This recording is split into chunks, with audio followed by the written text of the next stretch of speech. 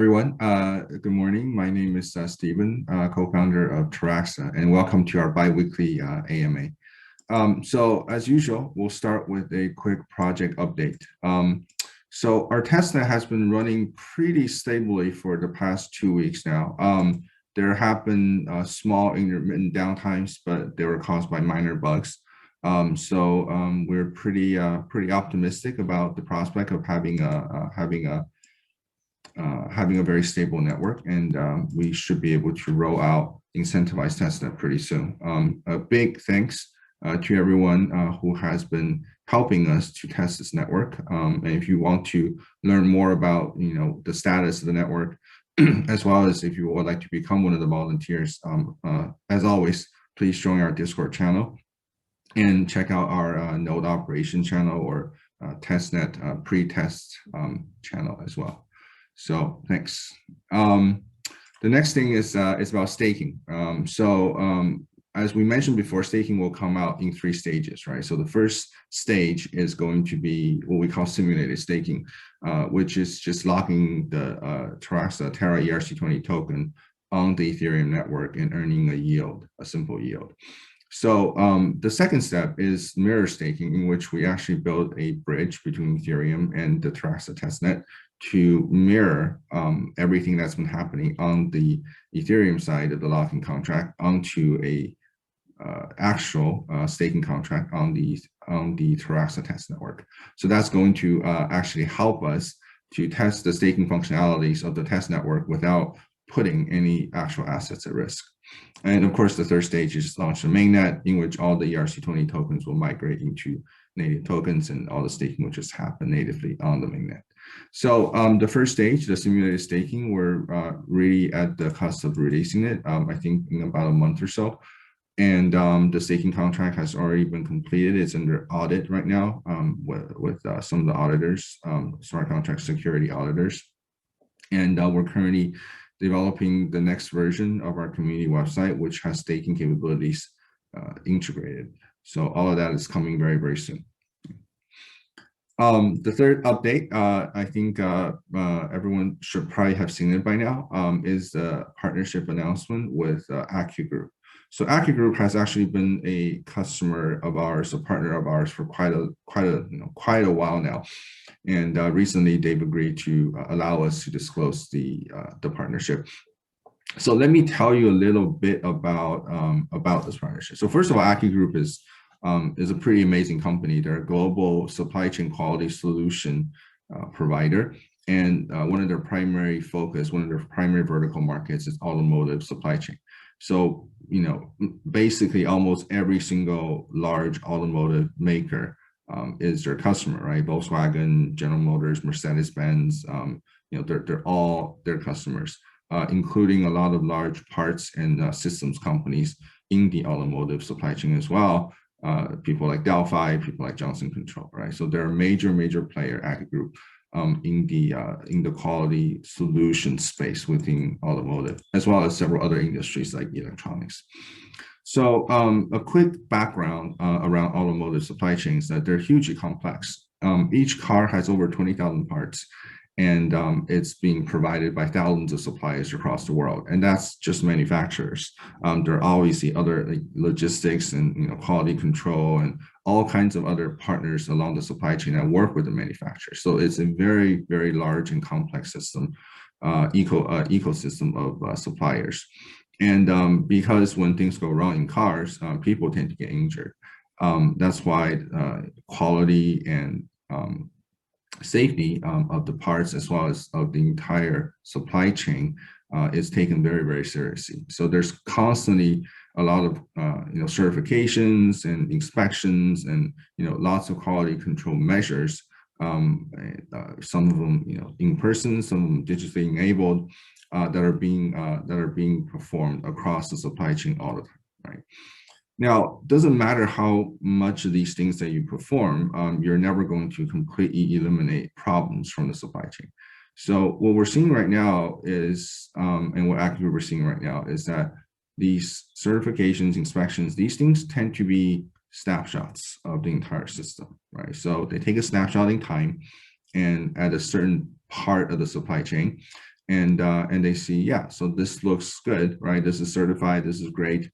And but it doesn't actually give you a moving sort of monitor of what's happening in real time. It doesn't give you a record of what's happening in real time. So when problem actually occurs, very often they're difficult to trace and track, right? And you always want to figure out exactly what actually happened to the problem, why the problem is happening, so that you can snip it at the bud and prevent it from becoming a systematic problem that's going to cause a lot more damage down the road.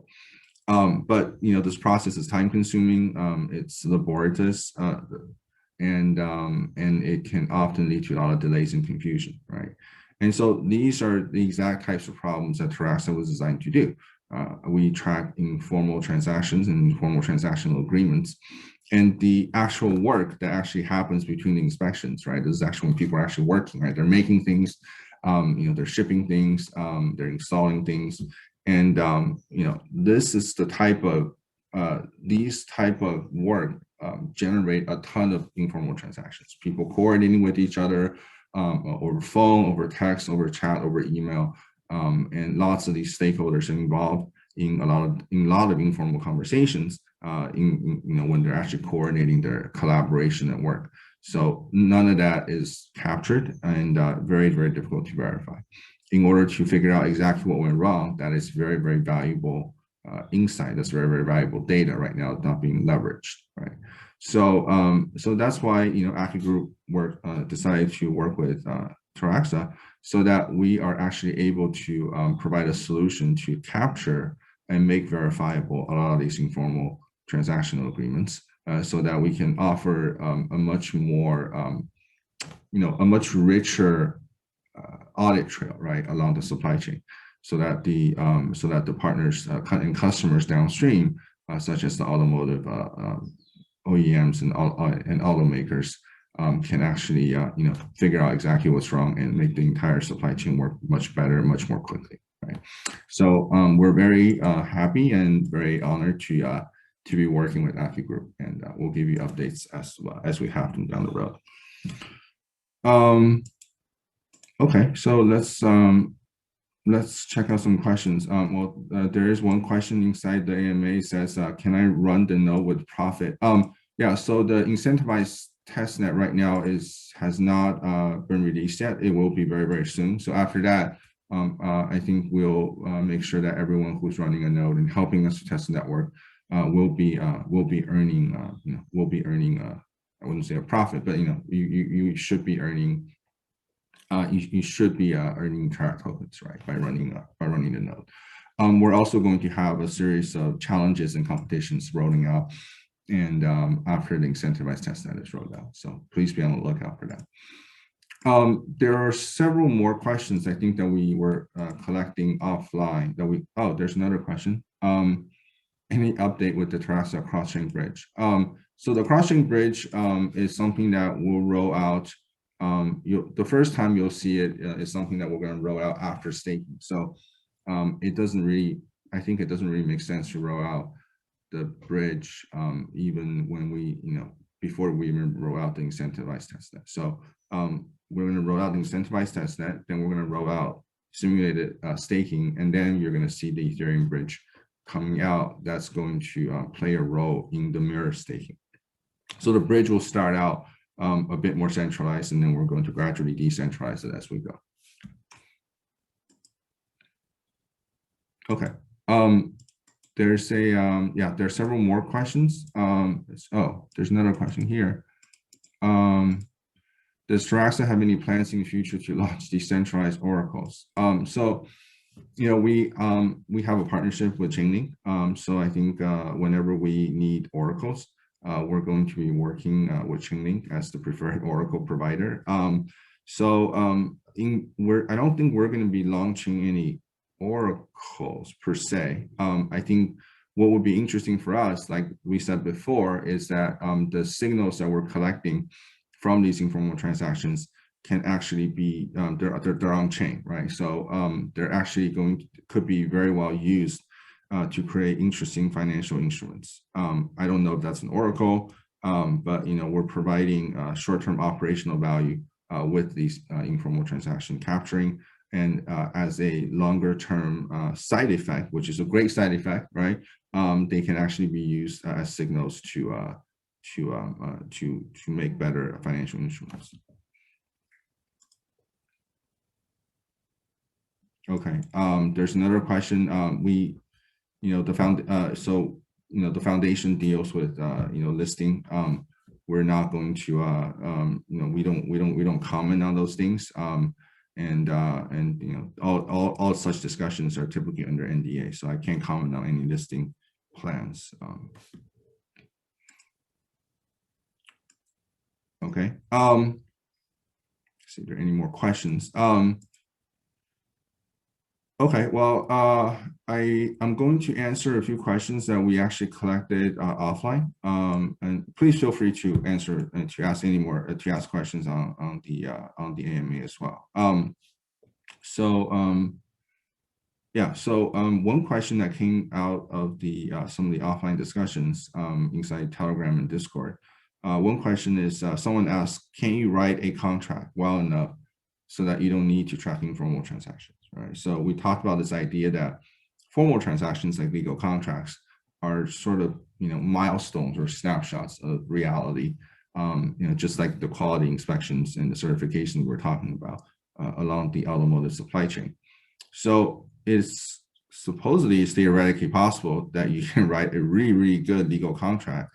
But the problem with that is that it requires that you can perfectly predict the future, right? So if you can perfectly predict the future of exactly every single problem and contingency that could come up with during the project's execution, then yes, you are able to write a very good contract that doesn't require tracking informal transactions. But that's impossible, right? It's just not possible to predict the future.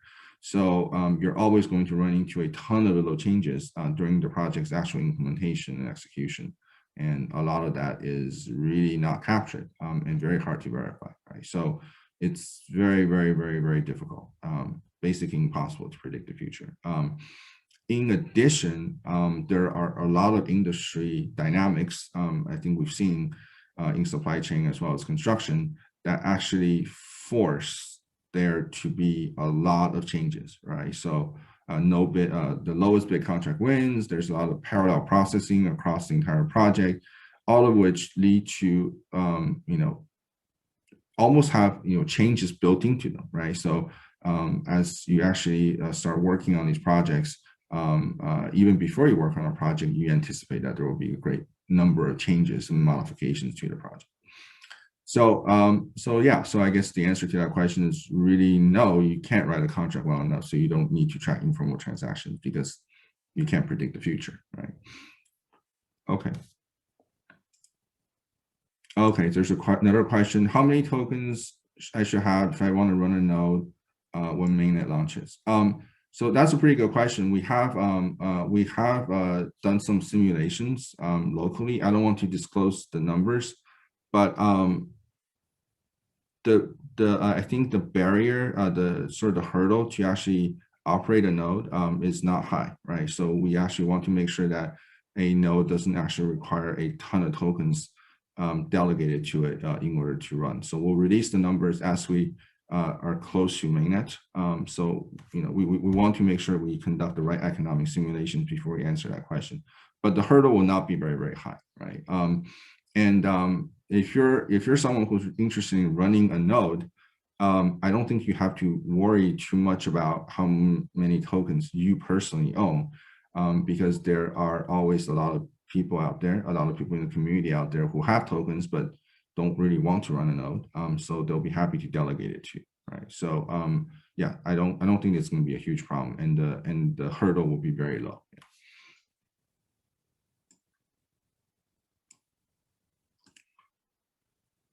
Okay. There was another question that we collected offline, which is someone asked, if Taraxa is storing all these informal agreements, which look like contracts, right? They're storing all of this on the chain. Doesn't that invade the privacy, right, of the of the stakeholders involved?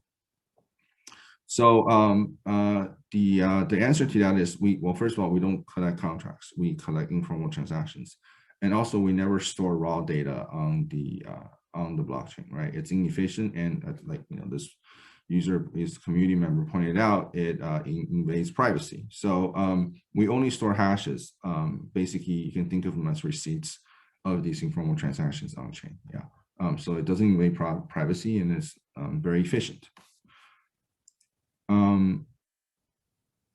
Okay, another question. I know Helio already have some good adoption in the traditional industry. Any other plans with the apps? Yeah, we're actually, this is something we're very excited about, but we want to make sure that we have a working prototype before we actually announce it. But we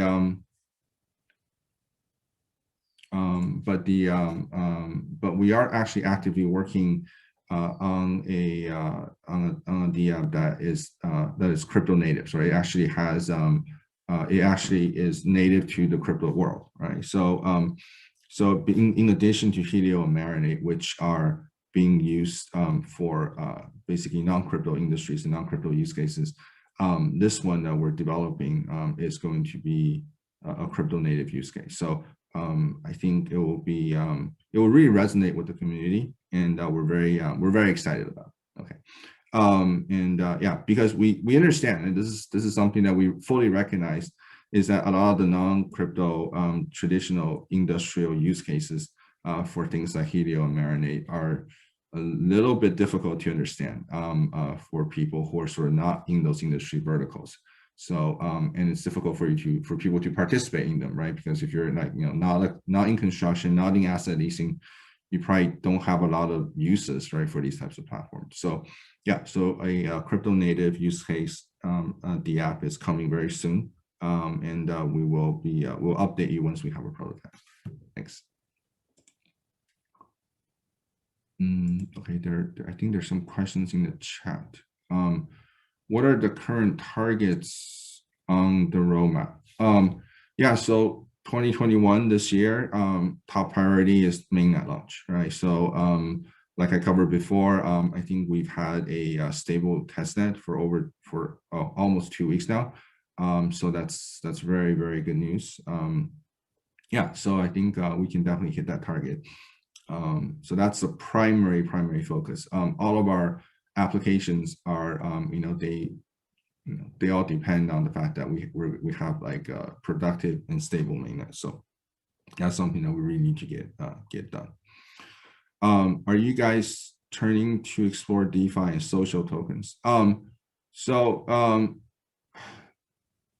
think so. We're not specifically focused on things like DeFi or social tokens. I think what we're very focused on is, once again, this idea of informal transactions.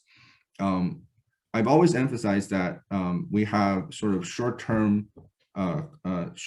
value and long-term value, right, that we're actually providing by tracking these informal transactions. So in the short term, we offer operational value to the users and customers that actually use these systems, right? It helps them to reduce confusion. It helps them to get greater transparency, decrease the potential for disputes, right? Even in the crypto native use case, I think that's also relevant as well. So it will be actually useful in the short term as a platform to a lot of people. Now, in the long term, what we actually do envision is that as we collect more and more data from these informal transactions and be able to analyze them, and start quantifying them, they are going to become very valuable signals to financial instruments, right? So these instruments could be things that are traded on DeFi. They could be assets, that are issued by either individuals or community. So I think those, they can call them probably social tokens. I think that term is a little bit loaded. But we're very excited to not only build the short-term operational value into our tools, but also aggressively explore the long-term financial potential of the signals that we're generating.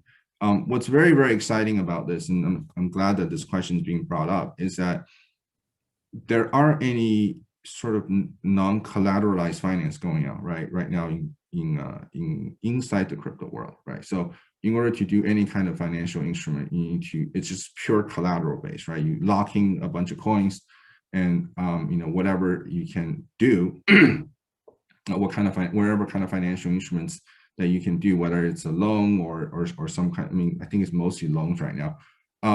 It really is purely and solely based on the collateral. What we're creating by tracking these informal transactions for activities that are actually off-chain, we're actually creating a quantified reputation, right? So finance, if you look at finance that's not on-chain, right, just traditional finance, you look at banks or whatever, it's never purely collateral-based, right? Everyone has a credit score. So finance has always been, if you just look at traditional finance, they're based on a combination of collateral as well as reputation. Finance in the crypto world is purely collateral. So there's definitely a huge opportunity right now to create something that's not purely collateral based, which is exactly what we're doing. I think we're very excited about that. Yeah. Any tech bounties coming up? Yeah. So we have the script tech bounty, and that has been pretty successful. We've gotten four scripts from community members so far. I think we're in the process of getting 3 more at least. And it's a script bounty to help deploy our node in various different environments. So I think we've been very fortunate to have community members who contributed. So that is going to be an ongoing bounty. We've also set up another bounty, which pretty much is a blanket bug bounty. So anyone who's able to find any sort of vulnerabilities in any of our systems would be rewarded. So I think we've already given out our first reward to a to a community member who found a security vulnerability in our Jenkins setup. So thank you very much to the community member, and please check out our bounties often. Okay, so recent AMA with Near protocol. Your recent AMA with Near protocol talks about creator economy, empower creators with new economic models. Are you planning to continue working in this direction? Yeah, so I think this is related to what I was talking about before. We have, we're interested in informal transactions generally, and I think inside crypto, I think we're very interested in this idea of community and very interested in this idea of reputation, right? So how do you quantify community? How do you quantify reputation? We want to actually take the actual interactions. I mean, these are what we call informal interactions as well, right? They're sort of like informal transactions, just people talking and conversing with each other. How do you quantify that? What are the metrics you use to quantify that? How do you quantify influence? How do you quantify how one person influences others, or how other people influence one person, right? How do you quantify the movement and evolution of topics, right? How do you model topic evolution within a community? So there are a lot of these very interesting metrics that we're actually very interested in, and we want to, everything we do, we want to make sure that they're solidly rooted in anchored and analyzed informal transactions and are verifiable, right? So those are the things that we're very interested in, and we are actively working on that.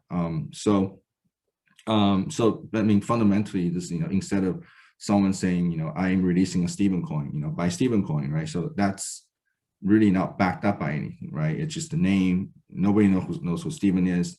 What is this? Why is this coin going up or going down? There's really no rhyme or reason behind a lot of it. A lot of it's very speculative bubble, right?